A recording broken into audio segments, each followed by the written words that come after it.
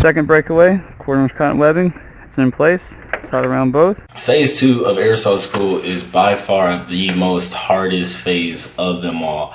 Phase 2 is where you're going to start seeing people drop and get frustrated, get disappointed, and start getting unmotivated. But it's important that you guys do not get discouraged, and remember these words: if you do everything right, then you can't be wrong. In phase 2, you guys are going to learn how to rig cargo onto helicopters and inspect that cargo before you rig it onto helicopters, and also the whole process of making a landing zone, how many meters apart the lights for that landing zone have to be, just basically how to make a landing zone and what size landing zones are for each specific helicopter: a cargo helicopter, a small utility helicopter, and so on and so on. So for phase 1 and phase 2, there's going to be a hands-on and a written test. So for phase 2, the hands-on test is basically, or for us at Fort Drum, we had to inspect 4 items, such as, you know, humvees, the A22 cargo bag. That's the most famous one. That's, everybody says it's the hardest one, but once you get it down, it's the easiest thing in the world. And a trailer and the 5K cargo net, or the 5K cargo whatever, basically the care package from Call of Duty Warzone. For the written test, it's some stuff from phase 1, so you guys can't completely brain dump everything from phase 1. You guys still have to retain a little bit of the information. The process of how to rig a helicopter. So there's 3 positions, or sometimes there's even more than 3 positions in rigging a helicopter.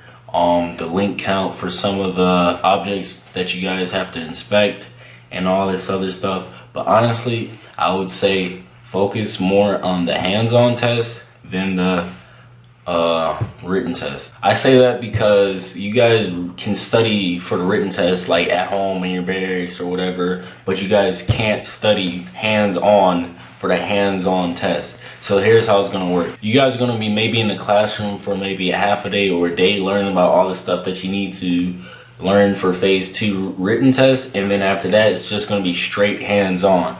And so for us, it was the 4 items that we had to inspect for the hands-on test was the 5K cargo net, the A22 cargo net, and then the trailer, and then the Humvee, right? So mind you, for the trailer and Humvee, depending on that model of the Humvee, because there's various models of Humvees and trailers, it's going to be different for each one. So be wary of that. Also, the Humvee and trailer are also going to be in the test, right? So if you guys are going to be doing a written test on freaking Humvee A, but the hands-on test might be on Humvee B, you know, so don't get those 2 confused. So the airsoft cadre is going to take you guys out, and there's going to be various items that you guys, you know, if you guys were in an airsoft operation, you guys would need to inspect these items. So like, for an example, we did a water bag and then a water buffalo. The cadre showed us what to do to inspect them, but, you know, it wasn't on the hands-on test. So for that, I would say don't really pay attention to that. Don't really focus on the stuff that's not going to be on the test, you know. So after the cadre show you all, you guys are going to be all in, you know, separate groups, like maybe 10 people per cadre, right? So make sure you guys are asking questions, writing down stuff as well, and then you guys are going to practice after that, right?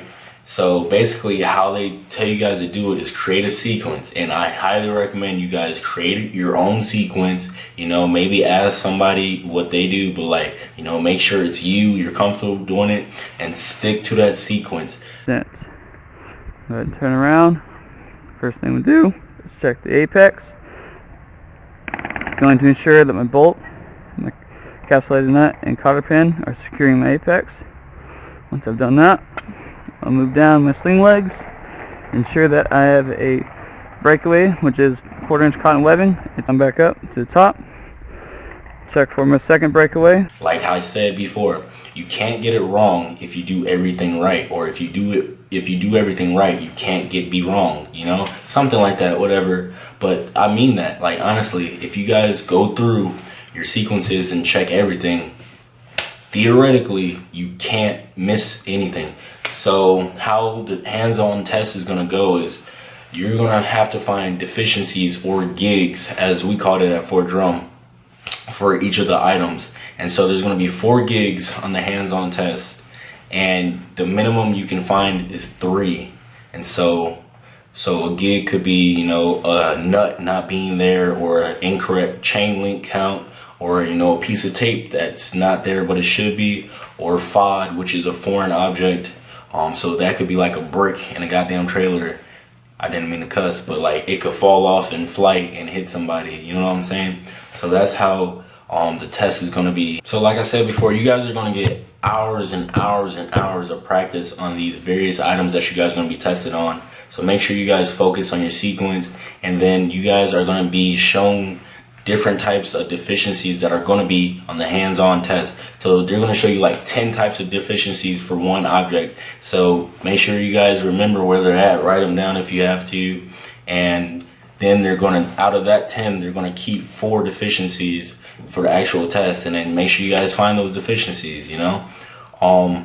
For the test, I think you guys have 90 seconds, either, no, you guys have 2 minutes.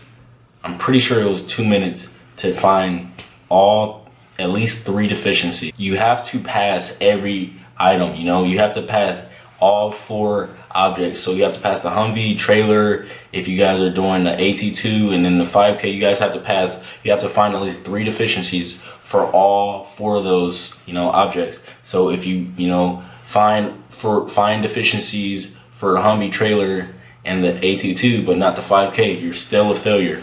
So you guys get, you know, 2 tries for the hands-on and written test. If you fail the second time, then you're done. I'm gonna tell you guys right now, I failed my first time, right? So do not be scared to fail your first time.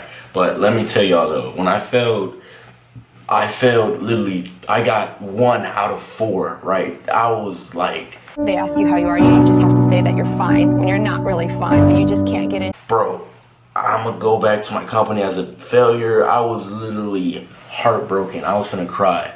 But like, if you guys were to fail, you guys are gonna go to a room filled with all the other failures, and you guys are gonna be talking about like freaking whatever you guys failed on. The A22 cargo bag is the one that gets people the most. Watch YouTube videos and stuff if you need to, but keep practicing. The cadre will literally, you know, they will literally give out the answers. You just gotta pay attention and ask them all the questions in the world. Like, they will be like, some of them are cool as hell and will deadass just tell you, you know, this is where it's gonna be at on the test. Be ready. But like, I literally failed the I failed the Humvee, the AT2, and the 5K. For the AT2, I found it easier if I just stood up on top of the box while, you know, checking and just pulled it up. Some people, you know, stay in the ground. Find a method that works for you. For the Humvee and the 5K, honestly, just know your sequence. Thoroughly go through it. Don't even worry about the time. Honestly, just make sure you go through everything, because when you're practicing, you're gonna feel like you got it down pat. You're gonna feel like, you know, this is the easiest thing in the world, and you're gonna feel like you're gonna feel like you're doing it so fast, like that 2 minutes isn't anything.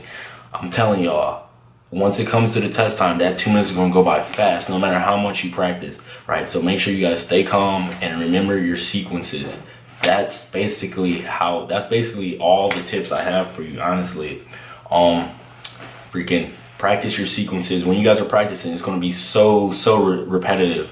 But like, I'm telling you, do not be those people who just stand in the corner, you know, bullshitting. Keep practicing your sequence, you know. Pick the cadre's brain. Literally ask them anything, bro. You know, ask as much questions as you can. You know, get them to tell you as much as they can tell you. You know, do not get discouraged. Look at me. I failed my first time doing the phase 2. Don't let that discourage you. Literally, only like 4 or 5 people passed the first try out of my class for phase 2. Literally, everybody else failed.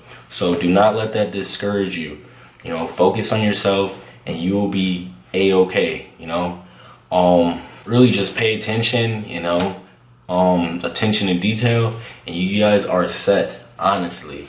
I guess that's really all I have for you for phase 2.